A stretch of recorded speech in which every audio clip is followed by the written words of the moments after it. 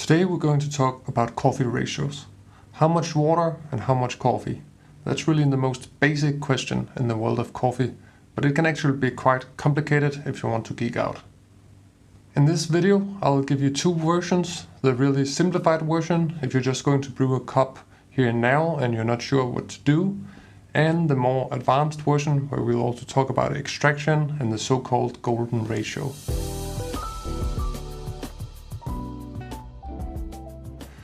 If you're going to brew coffee at home and you have no idea where to start, I have an easy rule to follow. Use a 1:15 ratio. Personally, I think there's one coffee ratio that's ideal for most people, and that ratio is 1:15. Using a ratio of 1:15 means that for each unit of coffee you have 15 units of water. Of course, it might take a little calculation to figure out the exact recipe, but at least you can always get there if you know how to use a ratio. Let's say we're brewing a liter of coffee. In that case, you'd use 66 grams of coffee. I know this because 1000 divided by 15 is 66. Of course, I don't want to do math every time I brew coffee, so I have some numbers I can usually remember. For instance, if I just want a big cup for myself, I'll use 20 grams of coffee to 300 grams of water. Again, 300 divided by 15 is 20. If I'm making coffee for two, I'll use 33 grams of coffee to half a liter of water. The good thing about a ratio is that 1:15 would also work with other units or measurement systems, but in the end I will say that grams and the metric system is the most common way to share recipes in the coffee community. 1 ounce is the equivalent of 28 grams, so a gram is smaller and more practical for something like coffee, where just a little bit imprecision can lead to some significant differences. Now, time for a little disclaimer. The 1:15 ratio is a bit stronger compared to what's normally recommended. A typical dose, if you read on a bag of coffee, is probably somewhere around 60 grams of coffee per liter of water. But I suggest that you brew it a little bit stronger, and let me explain why. There are three main reasons why I think this is such a good ratio. First, in general, this brew ratio works well for most brewing methods. Whether it's pour-over, French press, AeroPress, it will work totally fine. Of course, espresso and moka pot are a little bit different. They're in their own category, but for most other methods it will work totally fine. The second reason is that most people who are just getting into coffee don't have the best grinders at home. Maybe you have a cheap manual grinder, a typical entry-level grinder like the Baratza Encore. If that's the case, then you'll often have to grind a bit on the coarser side to avoid stalling. In my experience, by using a relatively strong dose, such as 1:15, you can get great tasting coffee while still grinding a bit coarser. The last reason that this is an extremely solid coffee to water ratio is that many people tend to confuse coffee strength and the quality of the coffee. I've met many people who almost take it as a personal offense if the coffee being served isn't super strong. And many people also add milk to the coffee, so you also have to take that into account. Normally, among coffee geeks, it's meant as a compliment when we say something is tea-like, but for normal people, that's not really the way it is. If you serve a cup with a typical third wave ratio like 1:17, you're almost guaranteed to get some passive-aggressive remarks. So again, for that reason, 1:15 is a safe bet. Sometimes when I'm brewing for people who aren't used to specialty coffee, I'll even adjust the ratio to 1:14 just because I know that they'll love it. It's a little bit the same as a restaurant using a ton of butter or cream just because it's guaranteed to make people happy. So to sum it all up, if you're just starting out with coffee as a hobby, then 1:15 is, in my opinion, the best brew ratio. Write it down and try it next time you brew. How should you measure it? I suggest using a digital scale. Scoops are just super imprecise. Depending on roast, grind level, and how the coffee was grown, it can have completely different density, meaning a scoop will not weigh the same. The only way you can get it right every time is by using a digital scale. It doesn't even have to be a fancy coffee scale with a timer.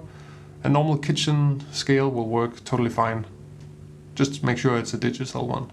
Now let's talk about the more geeky side of coffee brewing ratios. Today, I prefer coffee at seemingly weaker ratios around 1:16 or 1:17. There are several reasons for this. First of all, I have more experience tasting specialty coffee from all parts of the world, and these wider ratios tend to give a more balanced cup. So to stick with the restaurant example before, you don't need to add all that extra butter and salt if the quality is really high. Instead, you want to give the ingredients a bit more room to breathe. The second reason for the wider ratios is that I have a better grinder and more experience today. Extraction and having a good uniform grind has a pretty big impact on ratio. Imagine some beans that are ground ultra coarse, like very coarse French press grind size, just even more extreme. Even though you'd use a strong ratio with this type of grind, your coffee would still be thin and watery. You wouldn't be able to extract many solids from that kind of coffee. So the less talked about component of coffee brew ratio is grind size, and on a more general level, extraction. But extraction also covers things like temperature, pressure, brew time, agitation, and so on. There's this famous thing called the golden ratio, or actually it's called the golden cup standard, which goes into all this stuff. People often misunderstand the golden ratio and say that 55 grams of coffee to 1 liter of water or 1:18 is the ideal number, but that's actually not correct. They suggest a TDS of 1.15 to 1.35% and an extraction yield of 18 to 22%. But actually you can get to this range with both a 1 to 15.5 ratio and a 1 to 18 ratio depending on your grind size and general technique. So you actually have a lot of wiggle room to stay within the Specialty Coffee Association's parameters. I definitely think that most specialty coffees tend to shine when they're brewed within these parameters, but exactly where the perfect balance is, that's more hard to say. It's probably a mix of your preferences and the given coffee. And there are also exceptions. I'll give you an interesting example. In the video I made recently about Robusta, I'll put a link below, I explained that this type of coffee is typically more tasty when brewed at 1:13 ratios, since it's less sweet. So this gives you a TDS that is quite a bit higher than the golden ratio. I've also previously speculated that Liberica needs a wider brew ratio compared to Arabica since it's sweeter. I'm not sure about the exact number, but for this example, let's say 1:19 or 1:20. Now this is starting to become a little bit esoteric, but I think what I'm arriving at is the conclusion that when you know the rules, you can also get away with breaking them. I think that TDS range of 1:15 to 1:35 is actually better to focus on compared to extraction yield or ratio, simply because it just talks about what's in the cup. It's nice and concrete, while the other numbers are a little bit abstract. Some people are obsessed with extraction yield, but to be honest, I think taste is a lot more important than random numbers. For instance, Blue Bottle is famous for serving pour-over coffee that's brewed at super strong ratios of around 1:13. I don't know the exact extraction yield numbers, but my guess is that they would be quite low compared to SCA's standard. But it seems that many people actually prefer this to the average thin third wave cup. Okay, this is starting to get a bit rambling, so now I want to leave the space to you guys. What coffee to water ratios do you prefer? Do you have any target TDS and extraction yield that is better than the rest? Or do you think, like me, that it's more something to guide you rather than a goal in itself? Let's continue the discussion down in the comment section below. If you like the video, then consider liking, subscribing, and all those things that people on YouTube tell you to do.